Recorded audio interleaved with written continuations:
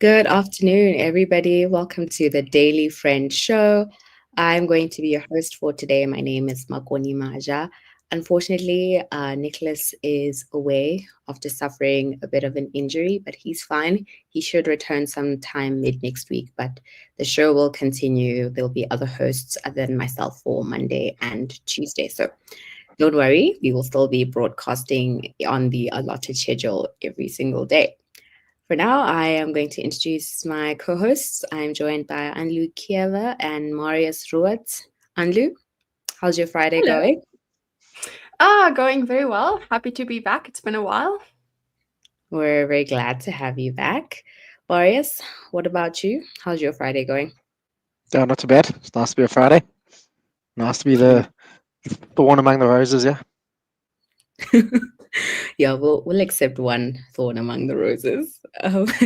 And jumping into today's stories, the first one is concern from Old Mutual. They are ringing the alarm on the risks of the 2.2 pot retirement system that threaten people's livelihoods and, as Old Mutual cautions, could leave people very poor in retirement. Old Mutual also expresses worry about the rising youth unemployment, and we'll link those towards the end. So this is from Old Mutual's head of financial education, reported by Daily Investor. And he says it is certainly concerning, given what we know, that for the longest time, the number of people who can retire adequately in South Africa has been staggering at 6%. So with this type of early withdrawals, we expect people will retire very poor. And he gives this figure of just how much they received in withdrawals initially, and he ranks it at 4 billion rands.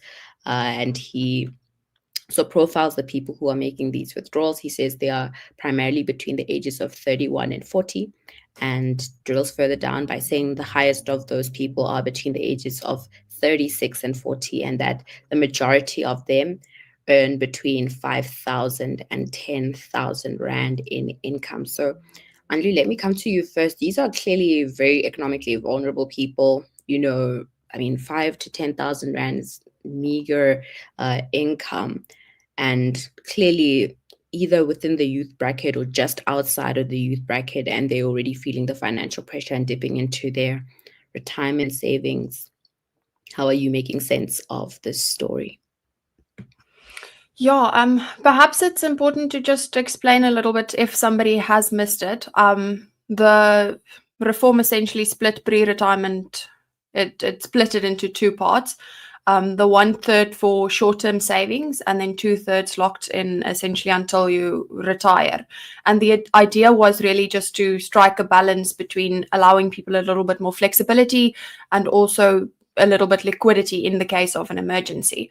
But the thing is that now, rather than it being almost a savings mechanism, it's become a bit of it can defer a lot into the long term. And yeah, it's a very serious issue. As a point of interest, initially in the first 10 days after it was from the 1st of September, after it came into effect, 160,000 people withdrew collectively 4.1 billion rand.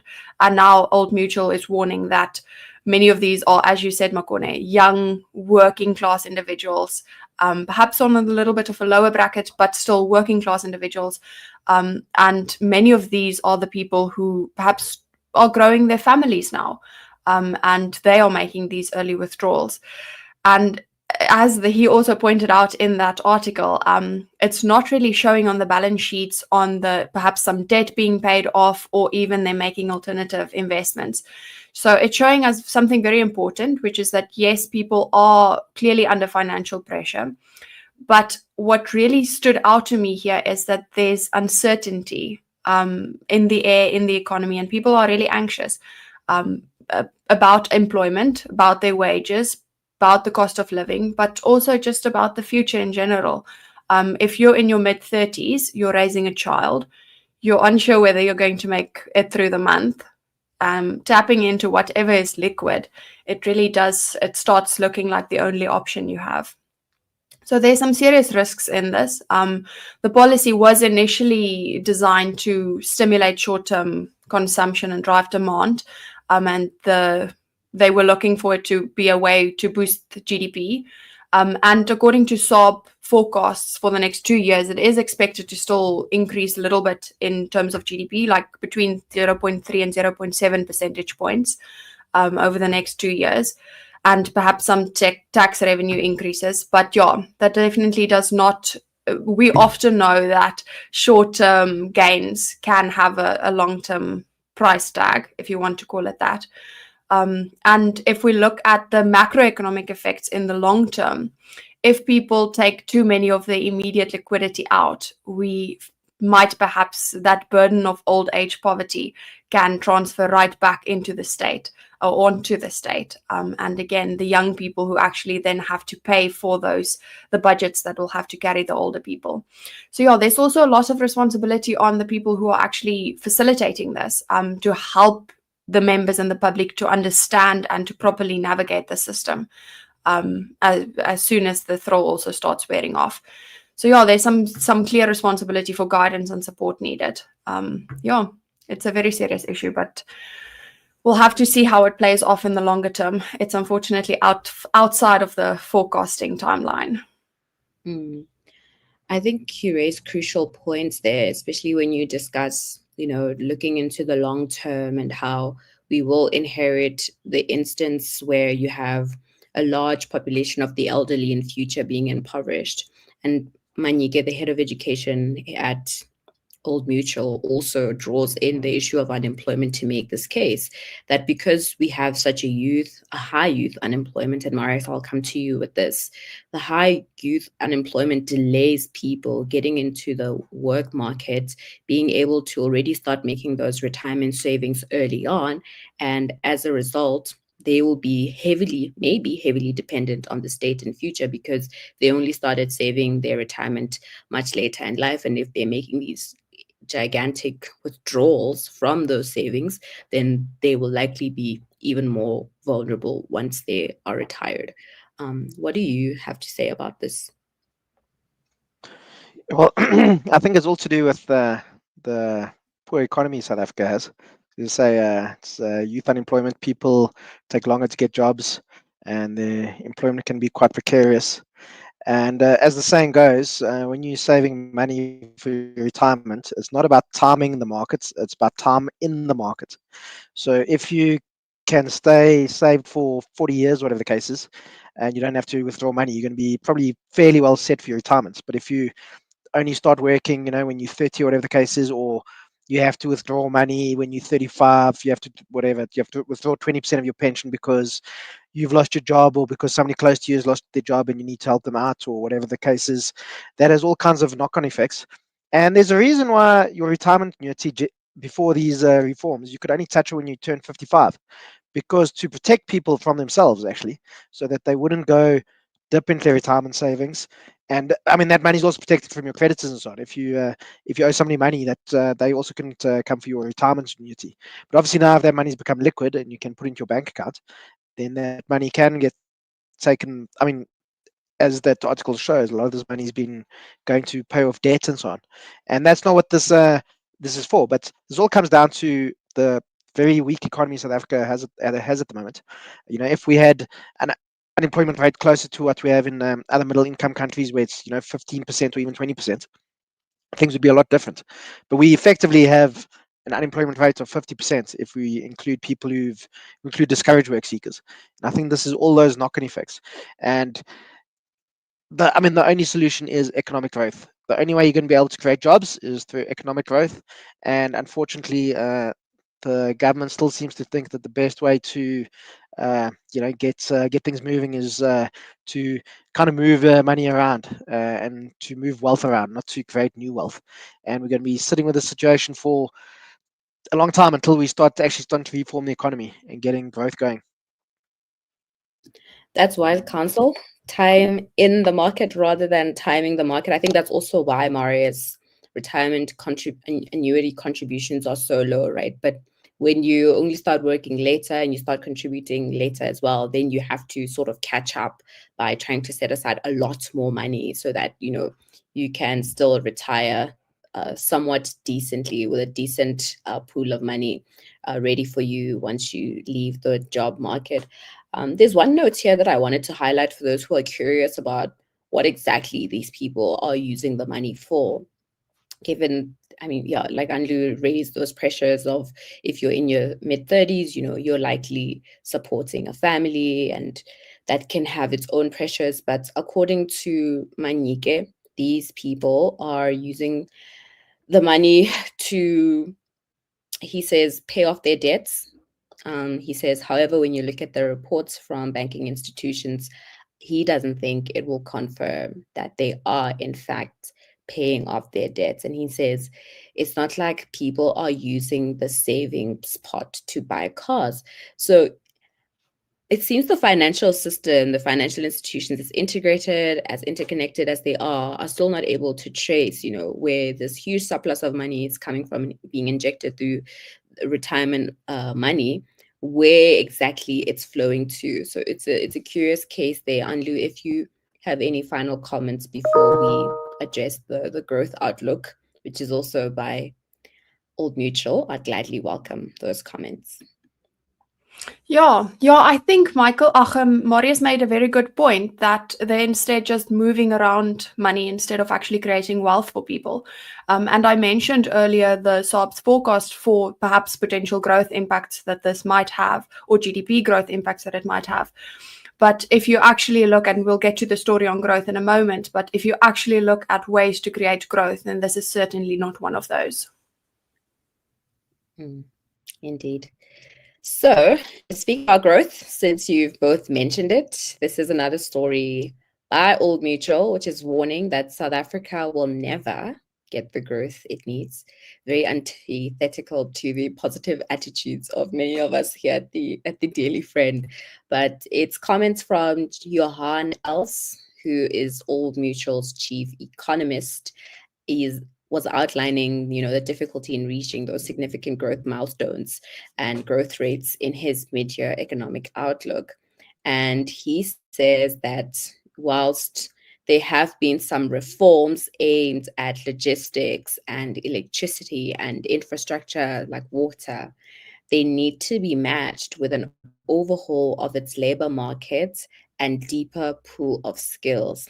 He said that if South Africa wants to effectively address its unemployment crisis, it would need to grow the economy at above 5% of the annual rate.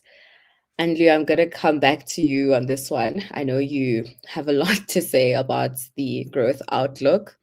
It hasn't been good for the past decade. It's been grim, actually. We've just spoken about, how much pressure people are economically, but outside of that, there's still the case of millions who are unemployed. What do you have to say about Mr. Els's reflections about our prospects of growing the economy? Yeah, well, I broadly agree with him. He did a very quick explanation, but if I can just extrapolate a little bit, he explained that in the short run, if we want growth, it is expected to some extent to come from cyclical factors, which are those ups and downs in the economy. And those naturally happen over time. And if you look at specific examples of these, lower interest rates makes it a little bit cheaper to borrow, so you can buy cars and houses and stuff like that. And lower inflation, which will then, say, improve people's purchasing power, so they'll be able to stretch their money a little bit further. And both these do encourage consumer spending, so people tend to spend more, and that boosts demand, and essentially short-term economic growth can happen.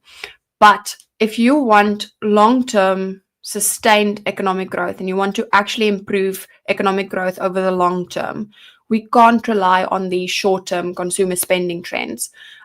For the economy to grow steadily over years, the country needs more investment.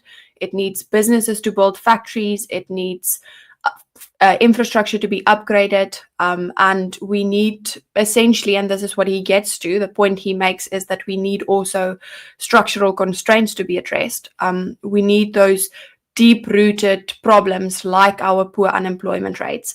like the straining labor market regulations, excuse me, my tongue twisters, red tape. We need those things to be addressed. So yeah, the reality is that South Africa has been in a low growth trap for over a decade. And if we look at GDP per capita rates in other countries, the global average has climbed essentially 34%, and we've gone nowhere. We've stayed essentially the same. And we see these consequences also in things like unemployment. And as people know, and it's a well-known fact that we've also done in many of our own research, particularly the Blueprint for Growth papers, we've pointed out that luckily for us and for the economy, there is a formula for economic growth. And yeah, we constantly refer back to it being founded in the basics of protecting life and liberty and property.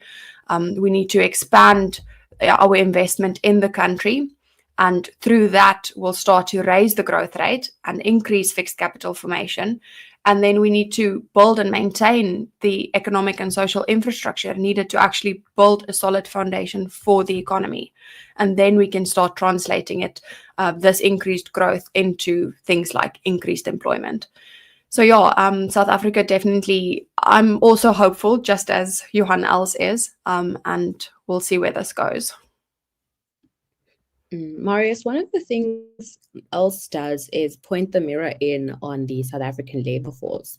He highlights that in addition to, the structural impediments that we've had that Anlu's just listed, there's also a mismatch of skills. He refers to, or the article rather, refers to a recent economic survey by South Africa of the OECD development countries, who analyzed this mismatch between worker qualifications and available jobs in South Africa, and that it leaves graduates unable to find employment because their skills, the degrees are not suitable for the jobs that are required in the labor market. What do we think about this? Yeah, I mean, there's probably something to that, but we're going to have this kind of problem when we're growing at less than 1% a year. If we're growing at 5-6% a year, these jobs, obviously, the jobs will be created, and maybe people won't be doing their dream job, but they'll be doing something that's kind of matched to their skills, what have you. And still in South Africa, if you're a graduate, you're still far less likely to be unemployed than if you only have a matric or if you didn't finish school. I think the overall unemployment rate for graduates is still only about 10%. And obviously the overall unemployment rate for South Africa is 30% on the strict definition and about 50% on the expanded definition.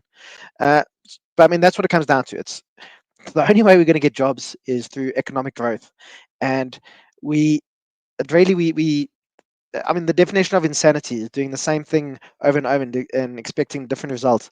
And that's exactly what's happened in South Africa, especially over the past 20 years. We've been stuck with pushing the same kinds of bad policies, creating investor uncertainty. And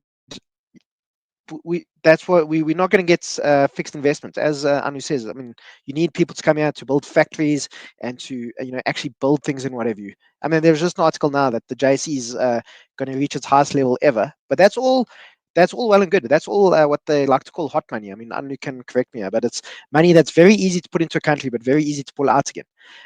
People are only going to come build factories and invest real money in real infrastructure if they know the investment's going to be safe. That means you can't have things like expropriation without compensation. That means you also can't actually have these hard BE quotas, because nobody's going to come to South Africa and be told who they're allowed to hire. And that you can't hire the best guy for the job. You've got to fill certain racial quotas. No company's going to go do that. And South Africa, South Africans have a very high opinion of themselves.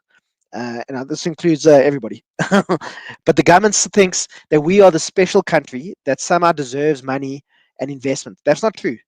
There are, well, whatever it is, I think there's 206 countries, like in the United Nations, whatever the case is. We're just one of them. We try to get the same money as Indonesia is, or India, or Kenya, whatever the case is. And they're going to go, money's like water. It flows to the path of least resistance. And South Africa has created a lot of resistance for money to come in and for investments. And we're going to be stuck in this very low growth, 0.5%, whatever it is, for the foreseeable future, unless things change. And unfortunately, with the current governments, I don't see that happening. But that all said, it's often in crisis that reforms start happening. If you look at apartheid South Africa at the end of the 1980s, the place was falling apart. Obviously, there was violence. The government was basically broke. That's when you started seeing reforms. India in the early 1990s was the same. India basically, it didn't have any money. It had to airlift. This is a true story. It literally had to airlift gold from the UK to be able to pay its debtors. And what happened since 1991? The Indian economy then started reforming. It got rid of what was called the license Raj, where you basically had to have a license for everything. You had to have like a license for your shoes, basically. And they got rid of all those kinds of things. Since then, the Indian economy has grown on average about 6% every year since 1991. Imagine South Africa had grown at 6% a year since 1991. This country would be unrecognizable. But as I say, it's when you get to crisis that reform often happens. But that also said, a lot of times you get to crisis and people double down. I think Zimbabwe and Venezuela are two good examples of when crisis happens and the government doesn't do what they should be doing and they double down on bad policies. And that is still a very real risk in South Africa. Yeah, it sounds like India hit rock bottom there, and that South Africa may need to follow suit in order to take the cautionary tales seriously. And in doubling down, I mean, there's still a responsibility on the citizens to either keep this government or get a new one. Do you want to add something to that, Marius? Sorry, I saw you take off your mute option. No, I was just going to say with India, one thing that still boggles my mind is that in the 1960s and 1970s, they used to talk about something called the Hindu rate of growth because India's economy was growing very slowly compared to other developing countries. I thought that Hindu rate of growth was maybe 1%. It was 4%. So we would right now kill for an economic growth rate of 4%. It's Indeed. Completely bonkers. Oh, the things we would do for 4% growth rate, Marius, over the last 10 years. But yeah, we haven't even managed just one. So we're really scraping the bottom of the barrel. And like you say, our highest sense of self as a country hasn't served us. In fact, it's just gotten us drilling more into these labor market constraints like BEE, like the employment equity. I mean, the tightening the screws on employment equity earlier this year for me was a clear sign that this is the government, the likes of Venezuela, as you say, in times of crisis, it seems that they want to double down and go even harder on those policies that have clearly failed. And did you have any concluding comments on all of what Marius has shared? I think we should start calling Marius, I don't know, the nice quote man or something, because he's just throwing out spitting verses today, the path of least resistance. And I think that's very important. That's something we should definitely take into the weekend. We need to, if we want more economic growth in the country, we need to be the path of least resistance. And it does not seem that we're heading that way. So yeah, nothing more to add, but yeah, very good. Path of least resistance. We'll rename South Africa. Once we flatten down all those mountains to economic growth constraints, then I think we can be the path of least resistance and flood in all the growth that we need.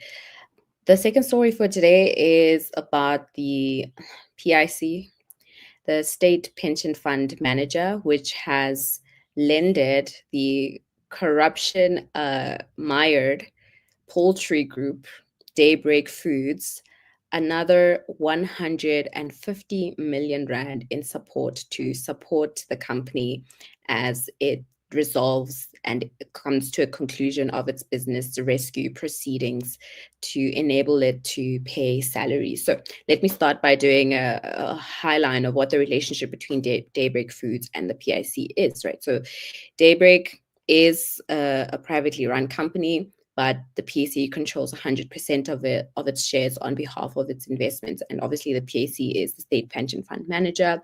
So all civil servants in South Africa have their pensions held and controlled by PIC. So PIC controls 100% of Daybreak's shares and makes investments on behalf of GEPF, the Government Employees Pension Fund, the Compensation Commission, as well as the UIF. You may remember that Daybreak had a whistleblower allege various corrupt activities that it's involved in, allegations of animal cruelty, financial mismanagement scandals, nothing new to state-owned entities, and which has ultimately led to it being unable to pay its workers and contractors. The company entered into business rescue proceedings. There were calls for greater transparency and accountability, and that's what triggered the parliamentary proceedings and criminal investigations into the company. Now, the scandal for the day is that the PIC has awarded, and I'm using that word carefully, awarded the corrupt Daybreak Foods 150 million in addition to the 250 million they've already provided it to this year in order to save the company from litigation, because they are worried about jobs. There's 3,000 jobs that are at risk here, and the idea is that many of these jobs are in rural areas. But the PIC Deputy Minister David Masondo also issued a statement saying that they're hopeful that PIC, if it turns around, it'll be able to make profits in the range of 300 to 400 million. Marius, are you as optimistic as the PIC and Deputy Minister Masondo about this possible recovery and offshoot straight into hundreds of millions in profit? I don't know enough about the company, but I would be very surprised if it if we are going to see these kinds of huge increases in profits and whatever. It's also, I mean, the PRC is it's probably the single biggest investor in the whole of Africa, actually. It's got huge amounts of money under its control. And obviously government employees' pensions come out of it. But one of the problems is that government employees, as far as I understand, they have what they call defined, their pension is that they will get their pension. It doesn't matter how much money is in the government employee pension fund. So other people who have private pensions, such as probably the three of us here, whatever you, if you haven't saved enough, or whatever the case is, or if the pension fund collapses, that's sorry for you. That's not the case with the government employee pension fund. And I think that's also why you often see that there isn't pressure on the PRC to make sure that they are investing in the right place and so on.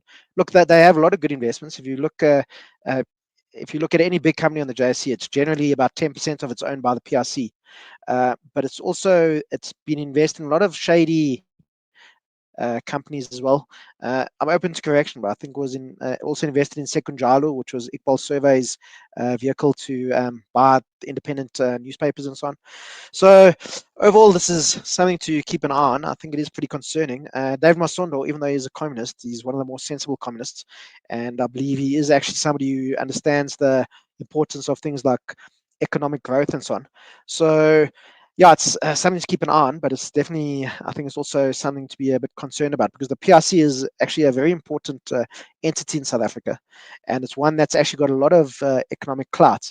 And also, just when people tell you that the JSE is owned only by white people or whatever the case is, the PRC is a government entity, and it is the biggest single investor on the JSE. And as I said, it's probably the single biggest investor as an entity in the whole of Africa.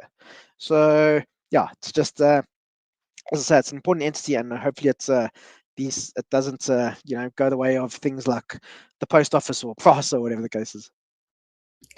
As you highlight the importance of the PIC, I'm also thinking of their fiduciary duty to their investors, which is South African workers, right? And it seems to be that they're carrying out this exercise negligently, to say, let's just give them money until business rescue is concluded, which also doesn't help, because one thing that incentivizes business rescue to go on quickly is that salaries need to be paid out. But if you're just bankrolling them continuously in the hopes that, even if they do come out on the other side of this business rescue proceedings, it's not necessarily conclusive that there won't be any more money required from the PIC to make it into Daybreak. So I'm thinking of their fiduciary duty there, and it seems to be absent, Anlu. How are you making sense of them balancing the risks to jobs against, continuing to give them money to prevent those risks, but also in terms of the fiduciary duty that they have to the investors? Is this the right move for the investors against the jobs that are on the line? Yeah, I think it's especially worrying that they already have a fallback plan. They say they believe Daybreak is turnaroundable, if that's a word, but they already have a fallback plan in place. They clearly say that even if they fail and they go bankrupt, we are sure that we can get our money back throughout selling their assets and stuff like that. So that definitely does not sound like confidence to me. It's called hedging. And it raises a very serious problem that if you are already planning for the failure, why are you investing the public's money at all in this entity? Public pension funds, pension fund contributions, have every reason to feel, contributors have every reason to feel uneasy about this. I mean, so the PIC, to Marius's point, they have assets under management worth 172 billion US dollars. That's a lot of money. Certainly, as Marius said, the biggest on Africa, on the continent. And it's staggering to me that something that stood out to me here is that the PIC has pumped into Daybreak since 2015 1.7 billion rand, and they've gotten zero returns for that. They value the entire company at zero, like the market value for it's zero. And that tells you essentially everything that you need to know. And we keep hearing, whenever there's money being pumped into it, we hear this same old recycled language of it's a conditional loan, it's a short-term loan, we're expecting it back. But nothing, that never materializes. We've seen this in many other instances with Eskom, with SAA, and there are many other state-owned entities that the same language was used and the pattern doesn't seem to change.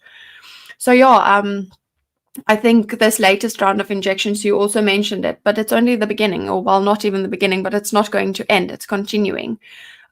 We would be wise to brace ourselves for the next headline to say that more money was invested, and perhaps another after that. It's a bottomless pit.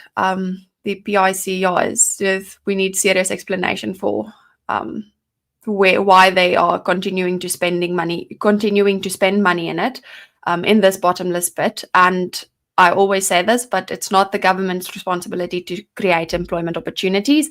And if that is the reason that 3,000 people will lose their jobs, we'll need them to make a clear stop instead. There's much better opportunities and avenues to follow to actually create job opportunities in the economy. I was undertaking that exact exercise of going through the state-owned entities that have had corruption allegations made against them. SAA during state capture, Eskom, Transnet, all of them who have had these bailouts given to them, and whether they've actually had anything to show for that. You recently, as soon as I think yesterday or today, you had News 24 cover a story about SAA having to rewrite its 2023 and 2024 financial losses due to an accounting error. They thought that they had actually turned a corner, but it turned out that no, they had made another loss. Yet billions and billions have just been sunk into these state-owned entities. And they never have to account because they rely on entities like the PIC, which hold government employees hostage. They literally hold all their retirement investments hostage and have the sole responsibility of managing those funds carefully, but clearly that care is not being exercised diligently. Can I add something to that, Makone? Go ahead. It also adds to the uncertainty that we spoke about in the previous story, with people actually feeling that they need to withdraw more money from their early retirement. That it certainly does not instill confidence in the public. Indeed. All right. I hope you've all enjoyed the show. We've actually time. There will be episodes on Monday and Tuesday of the Daily Friend Show and the Daily Friend Wrap Show. But until then, I hope you have a wonderful weekend. See you next week.